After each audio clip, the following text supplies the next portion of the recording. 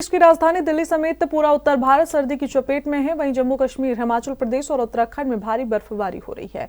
पहाड़ी राज्यों में बर्फ की मोटी चादर बिछ चुकी है, जिसमें पर्यटकों में उत्साह है, लेकिन स्थानीय जनजीवन प्रभावित हुआ है। कश्मीर घाटी में गुलमार्ग, सोनमर्ग और पहलगाम में बर्फबारी जनजीवन को प्रभावित कर रही है। श्रीनगर और आसपास के इलाकों में न्यूनतम तापमान 0 से नीचे पहुंच गया है। लगातार हो रही बर्फबारी के कारण कई सड़कें बंद हो गई हैं। हिमाचल में 340 सड़कों पर आवाजाही बंद हो गई है। हिमाचल के चितकुल में 2.5 फीट से भी ज्यादा बर्फ पड़ी है, जिसमें कई टूरिस्ट फंस गए हैं। कश्मीर में बर्फबारी के चलते श्रीनगर ले रोड बंद है। कश्मीर यूनिवर्सिटी के एग्जाम रद्द कर दिए गए हैं। करीब 1800 गाड़ियां फंसी हुई हैं। गांदरबल, सोनमर्ग, पहलगाम, गुंड और बारामूला समेत कई जगहों पर तापमान -10 से 22 डिग्री तक पहुंचा है। यहां पर 1 फीट तक बर्फबारी भी हुई है, जिससे करीब 2000 पर्यटक अलग अलग जगहों पर फंस गए हैं। आपको बताते चले कि उत्तराखंड के चमोली जिले में अगले 24 घंटे में 3000 मीटर से ज्यादा की ऊंचाई पर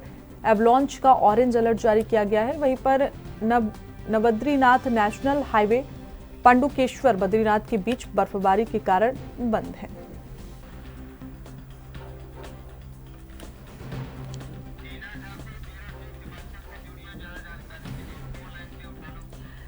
इस खबर पर ज्यादा जानकारी के साथ हमारी ब्यूरो चीफ टीना ठाकुर हिमाचल से हमारे साथ जुड़ गई है। टीना जी, जिस तरह से बर्फबारी का ऐलान कर दिया गया है हिमाचल में, आईएमडी की तरफ से काफी अलर्ट फिलहाल जारी कर दिए गए हैं। 2 दिन के बाद कड़ाके की ठंड पड़ने का अनुमान लगाया गया है। बिल्कुल शायद 2 दिन तक अभी मौसम बताया जा रहा है साफ है। हालांकि अगर हम राजधानी शिमला की की बात करें तो बादल छा गए हैं।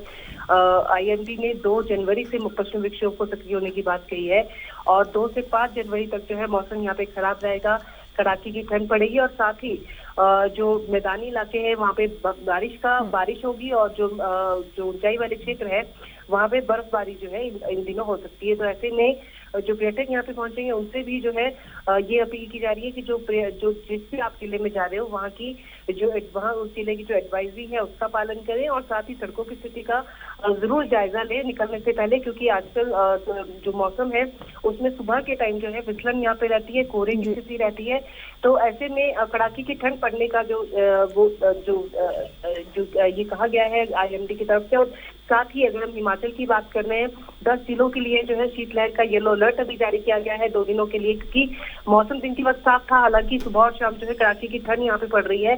सोलन और सिरमौर को छोड़ के बाकी 10 जिलों के लिए जो है शीतलहर का येलो अलर्ट भी यहाँ पे जारी किया गया है। और इस दौरान जो है जो स्थानीय लोग हैं और पर्यटक है उनको एडवाइजरी का पालन करने की सलाह दी गई है और उसी हिसाब से जो है अपनी यात्राएं जो है वो आगे प्लान करने की बात जो है आईएमडी की तरफ से कही गई है। जी बिल्कुल टीना जी, देखिए जिस तरह से बर्फबारी की संभावना जताई गई है तो पर्यटकों के लिए ये अच्छा है, उनके लिए एक अच्छी खुशखबरी हम कह सकते हैं, लेकिन जो आम लोग हैं, वहाँ स्थानीय लोग हैं, उनका जनजीवन प्रभावित होता हुआ हमें दिख सकता है।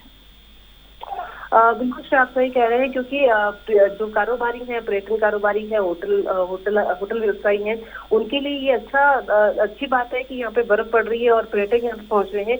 लेकिन उसके साथ ही दुश्वारियां यहाँ पे काफी बढ़ गई है। स्थानीय लोग जो है उनके लिए दुश्वारियां ये बर्फ अपने साथ लाती है, चुनौती एक लाती है।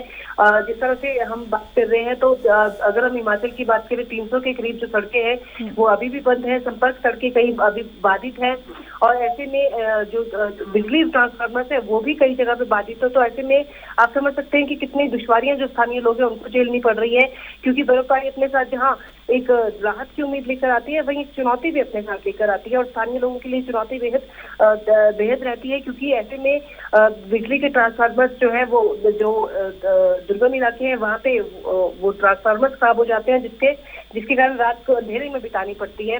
और इसी तरह से सड़कों के बाधित होने से जो है वो यात्राएं भी जो है अपनी स्थगित रखनी पड़ती है और साथ ही जो जरूरी सामान लाना है या जरूरी चीजें हैं वो चीजें भी जो है वो सब चीजें भी जो है यहाँ पे प्रभावित होती है। तो ऐसे में आने वाले जो 5 दिनों का जो अलर्ट, जो 2 से 5 जनवरी का जो अलर्ट जारी किया गया है, उस दौरान भी जो दुर्गम क्षेत्रों में लोग रहते हैं उनसे प्रशासन यही बात कहता है कि जो राशन है या जरूरी चीजें वो पहले ही अपने पास जो उनका स्टॉक रख ले, ताकि बर्फबारी की स्थिति में जो है आपको किसी तरह की जो मुश्किल है उसका सामना ना करना पड़े। जी बिल्कुल टीना जी, तमाम जानकारी के साथ जुड़ने के लिए आपको बहुत शुक्रिया।